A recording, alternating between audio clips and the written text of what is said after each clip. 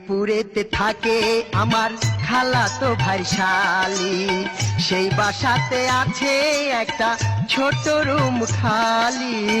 সন্ধ্যার পরে থাকিস তবে কদম গাছে কলা পাতার নাচন দেখ